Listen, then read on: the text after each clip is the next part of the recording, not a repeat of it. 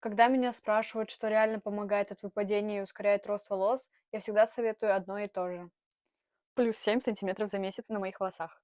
Это масло для роста волос. И нет, это не просто намазать и ждать чуда. Тут важно, как это работает. Масло питает кожу головы, улучшает кровообращение и будет спящие луковицы. За счет этого волосы начинают расти быстрее и становятся плотнее у корней. Нужно наносить на длину, но никак не на корни. Так что считайте внимательное применение, если вы будете пользоваться.